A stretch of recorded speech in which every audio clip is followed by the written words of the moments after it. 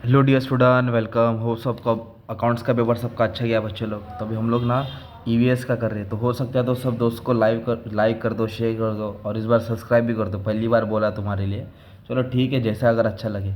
अभी इसमें ना मैं तुमको 12 आंसर आईएमपी पढ़ाने वाला हूँ। इतना ही पढ़ो, तुम्हारा काम आसान हो जाएगा। एकदम प्यार मोहब्बत में करा रहा हूँ। हो सके तो मैप भी करा दूंगा, तुम्हारा काम आसान हो जाएगा। चलो आ जाओ, टाइम पास नहीं करते हुए स्टार्ट करते। पाओ पाओ पाओ पाओ मतलब सब अच्छा होता है। चलो आ जाओ। सबसे पहला क्वेश्चन क्या है बच्चा मालूम है? इधर अपना सबसे पहला है क्वेश्चन वेस्ट के पर आएगा। ओके, वेस्ट के पर कंफर्म क्वेश्चन आने वाला है। वेस्ट के पर कंफर्म क्वेश्चन क्या होने वाला है? आने वाला है। तो क्यों ना अभी हम लोग उधर से स्टार्ट करें। वेस्ट का मतलब होता है कचरा। ओके, वेस्ट का मतलब क्या होता है? कचरा। तो कचरा कितने टाइप्स का होता है? तो फर्स्ट क्वेश्चन है टाइप्स ऑफ सॉलिड वेस्ट। तो वेस्ट बोले तो कचरा होता है एक हाउस होल्ड वेस्ट जो घर से निकलता है, तुम्हारे मेरे घर से गिल्ला कचरा, सूखा और वेट निकलता है। कमर्शियल बोले तो जो ऑफिस से निकलता है, शॉप से निकलता है। इंडस्ट्री वेस्ट बोले तो बड़ी बड़ी इंडस्ट्री से निकलता है ना, बड़ी बड़ी इंडस्ट्री से पानी भी निकलता है, कचरा भी निकलता है, मेटल भी निकलता है। बायोमेडिकल वेस्ट जो हॉस्पिटल का वेस्ट होता है। फार्म वेस्ट बोले तो जो एग्रीकल्चर खेती बाड़ी वहाँ से जो भी घास फूस निकलता है। हैज़ार्डस वेस्ट मतलब हैज़ार्डस वर्ड का मतलब होता है डेंजरस, जो हमारे जान के लिए हानिकारक है, जो नुकसान पहुंचाता है। ओके, केमिकल कुछ भी हो सकता है। कंस्ट्रक्शन बोले तो जो भी रोड ब्रिज बनता है वो कंस्ट्रक्शन वेस्ट ड्रामर उमर निकलता है। माइनिंग बोले तो ज़मीन से खोद के निकलते हैं। बायोडिग्रेडेबल वेस्ट वो होता है जो ज़मीन में जाके दफन हो जाएगा, जैसे कि भाजी पाला फ्रूट्स। ऐसे वेस्ट जो पानी वो जो मिट्टी में जाके दफन होता है। और नॉन बायोडिग्रेडेबल मतलब वो होता है जो मिट्टी में दफन नहीं होता, मतलब बहुत एनवायरनमेंट के लिए वो क्या है, बुरा है। उसको बोलते हैं प्लास्टिक वो सब। तो ये हो गया तुम्हारा टाइप्स ऑफ वेस्ट। इधर से सुनना है, तुम्हारे बुक से पढ़ना है एकदम शॉर्ट में, या फिर चैट जीपीटी से तुम लोग क्या करो, ये डालो types of solid waste explanation 10 point in detail. 3 3 line का एक उठा के डाल दो, तो मैं तुमको एक्सप्लेनेशन दूंगा, डायरेक्ट भेजे में लिख सकते हैं। अब सवाल है कि इफेक्ट ऑफ सॉलिड वेस्ट, जो वेस्ट होता है उससे क्या इफेक्ट होता है, उसका परिणाम क्या है, उसका रिजल्ट क्या आता है। तो कचरे से फॉल्स स्मेल आता है। फॉल्स में मतलब बुरी बदबू आती है ना, बास आता है। Breeding ground for mosquito. Breeding मतलब एक तरफ से जगह होना, ग्राउंड मतलब जगह होना, ब्रीडिंग मतलब वहाँ पैदा होते हैं, वहाँ मच्छर लोग का घर, वहाँ मच्छर लोग पना लेते हैं ना। धीरे धीरे मच्छर बढ़ेगा तो मलेरिया आएगा, बीमारी आएगा। केमिकल पॉइजनिंग हो सकता है, मतलब कैसे है, जहाँ खेती बाड़ी होती है वहाँ अगर पॉल्यूशन का पानी चले जाएगा तो खाने पीने में हमारा केमिकल पॉइजनिंग, कैंसर होने का चांस ज़्यादा है। प्लास्टिक ज़्यादा यूज़ हो रहा है ना, तो cancer. Risk to human health, फिर ज़्यादा कचरबंदी से क्या होएगा, ह्यूमन की हेल्थ डेंजर में आ जाएगी, उनकी लाइफ नुकसान है। और फिर हमारा जो फूड चेन है ना, फूड चेन का मतलब क्या होता है मालूम है क्या? जैसे कि मतलब जैसे कि ये क्या बोलते हैं, एक एग्जांपल बताता हूँ। कीड़ा, कीड़ा को कौन खाया? मक्खी, मक्खी को मेंढक खाया, मेंढक को सांप खाया, है ना, सांप को चील खाया। ये फूड चेन होता है। तो हम जिस तरह अनाज खाते हैं तो अनाज में केमिकल आने के अपना बोलते हैं पूरा कॉन्सेंट्रेशन डिस्टर्ब हो जाता है। फिर फ्लड आ सकता है, क्योंकि फ्लड कैसे आएगा, कचरा जम होने से, कचरा एक जगह जमा होगा तो पानी को जाने के लिए रास्ता नहीं मिलेगा और पानी क्या हो जाएगा, फ्लड हो जाएगा। जब मुंबई में बारिश आई थी ना 2005, वो फ्लड कचर गुंडी की वजह से ही होता, कचर पैक कर देता पूरा गटर को। इस तरह बीमारी फैल सकती है। तो इस सॉलिड वेस्ट से ये वन वर्ड में आंसर तुम लोग लिख सकते हैं। अब एक आंसर है मैनेजमेंट, किस तरह सॉलिड वेस्ट को मैनेज करें। एग्जाम में क्वेश्चन आएगा ही आएगा। क्या लिख के आएगा मालूम है? सॉलिड वेस्ट मैनेजमेंट इन मुंबई आएगा, तो मुंबई डाल देने का है ना। ये हो गया तुम्हारा source of waste, types of बोला तो सोर्स ऑफ हो गया, ये तुम्हारा इफेक्ट हो गया। अब वेस्ट को किस तरह मैनेज करना चाहिए, तो वेस्ट को मैनेज करने के लिए सबसे पहले क्या करना चाहिए हमें मालूम है? What are the different result. तो सबसे पहले मिनिमाइज वेस्ट, वेस्ट को कम करना चाहिए। क्या करना चाहिए? कम, जितना हो सके उतना वेस्ट को कम कम इस्तेमाल करेगा तो चीज़ भी कम नुकसान होगी। और प्लास्टिक का दूसरा सब्सिट्यूट करो, जैसे गवर्नमेंट ने प्लास्टिक बैन किया, बोला कि सब सब सिस्टर लोगों को बोला, मदर्स लोगों की मार्केट में जाएंगे तो क्लॉथ बैग लेके आना है कपड़े का, प्लास्टिक में तो उधर तो थोड़ा थोड़ा प्लास्टिक का सब्सिट्यूशन लाना चाहिए। लेजिस्लेशन, स्ट्रिक्ट लॉ बनाना चाहिए ना, रूल्स एंड रेगुलेशन एक्ट बनाओ, ताकि कोई भी कुछ भी करेगा उस पर फाइन लगा दो, पेनल्टी लगा दो, है ना, सजा। प्रॉपर डंपिंग, किधर भी कचरा नहीं डालना चाहिए, प्रॉपर डंपिंग होना चाहिए। अब जैसे अपन मुंबई में रहते हैं, मैं चेंबूर में, तो सब या लोकेलिटी का डंपिंग ग्राउंड किधर है? इधर मानकोट गोवंडी गुलदस्ता, उधर सब क्या है, एक प्रॉपर डंपिंग ग्राउंड है, तो कोई भी किधर डंप नहीं करेगा। ओके, बैन, जो चीज़ एनवायरनमेंट को डैमेज करता है, नुकसान करता है, उसको बैन कर दो। कंबस्शन, कंबस्शन का मतलब होता है जला देना, जो चीज़ वेस्ट है उसको कहीं रखने का नुकसान है तो उसको जला दिया जाता है। लैंडफिल बोलो तो गड्ढा भर देना, चाहे गड्ढा कचरे से भर के उसको पैक कर देना। और ये मंत्र फॉलो करो, रिड्यूस रीयूज रिसाइकल, है ना, 10th में पढ़ा ना, RRR, reduce reuse recycle.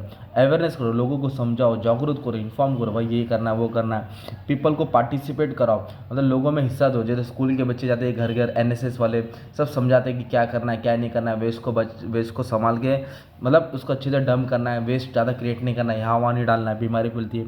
B a good citizen, एक अच्छा नागरिक बनो।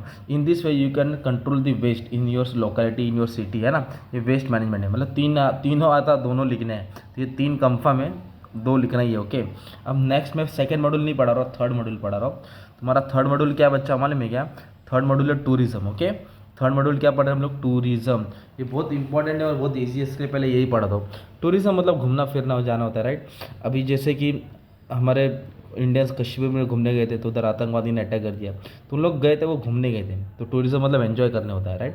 तो इंडिया में बहुत कोने में अलग अलग जगह घूमने की, तो लोग घूमने के लिए जाते हैं वर्क टेंशन को कम करने के लिए, पॉल्यूशन से दूर भागते हैं ना, और कंजेशन गर्दी नहीं जाता है, पर टूरिज्म जाने से सुकून महसूस होता है, बोर होता है, इसलिए लोग घूमने जाते हैं। लेजर, फ्री टाइम है, चल पैसा है, चल घूमने जाएंगे, एंटरटेनमेंट, मज़ा आता है, क्यूरियोसिटी, अच्छा लगता है ना घूमने यार, रिलैक्स लगता है, क्लीन लगता है, रेस्ट मिलता है, अपना टेंशन दूर होता है। मतलब हम लोग स्कूल 1 डे पिकनिक जाते थे, वो भी टूरिज्म हो गया। तो टूरिज्म का तुम्हारा मीनिंग हो गया। अब है कि टाइप्स ऑफ टूरिज्म, तुम्हारे बुक में अलग दिया है, मैंने एकदम इजी पॉइंट में बना के रखा हूँ। कितने टाइप का टूरिज्म होता है? सबसे पहले टूरिज्म होता है नेचुरल ब्यूटी।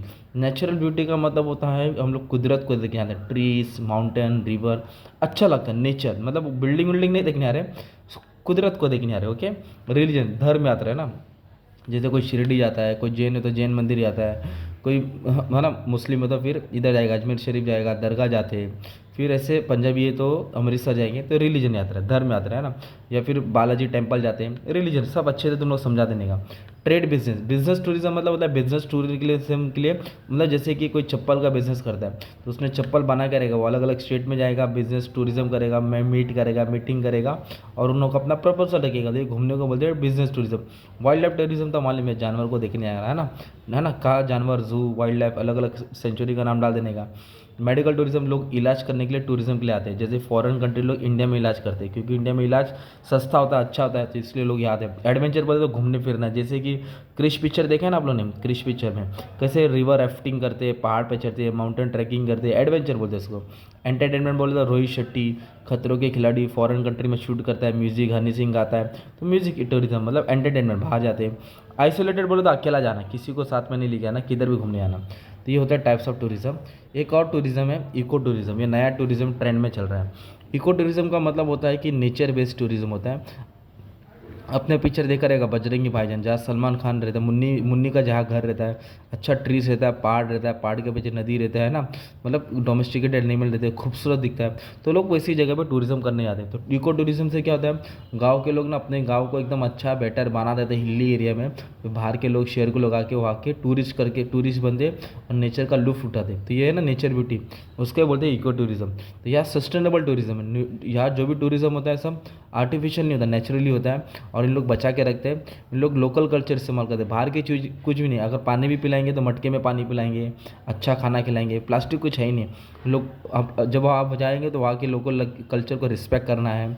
जैसे कि मैं चौकीधानी गया था 2010 में, जब फर्स्ट ईयर में था, चौकीधानी गया, राजस्थान में एक जगह है, पूरा राजस्थान का कल्चर दिखाया है, एक तरह से वैसा है उसमें बदल, मतलब खूबसूरत है।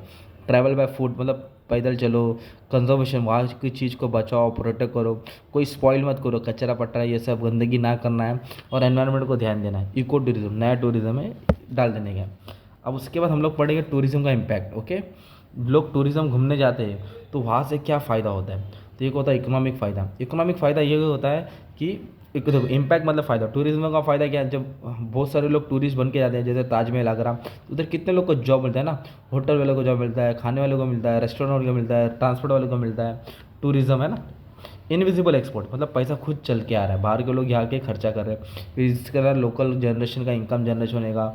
अब फिर जहाँ टूरिज्म आता है, टूरिस्ट होता है और रीजन डेवलप होता है, ये इम्पैक्ट है पॉजिटिव। नेगेटिव बोले तो बुरी बात क्या है मालूम है क्या, तो टूरिज्म के वजह से क्या हो जाता है, बुरी बात इंपोर्ट बढ़ जाता है, क्योंकि हम लोग फॉरेन चीज़ को देखते हैं, हम लोग कैसे चीज़ कपड़ा पहनते क्या खाते, तो हम उनको कॉपी करने के लिए इंपोर्ट करना चालू कर देते हैं। सीजनल जॉब, 12 महीने लोग घूमने नहीं आते, बारिश में नहीं आते, तो इसलिए जॉब साल भर का नहीं रहता, सीजनल रहता है, और उनके आने से क्या है ना, फिर सब चीज़ का दाम बढ़ जाता है, तो ये बुरी बात है। ये क्या होगा तुम्हारा इकोनॉमिक मतलब पैसे का असर। कल्चरल मतलब होता है वो लोग यहाँ आएंगे तो एक कल्चर इम्पैक्ट पड़ता है। अच्छी बात यह है कि लोगों को इंसेंटिव मिलेगा।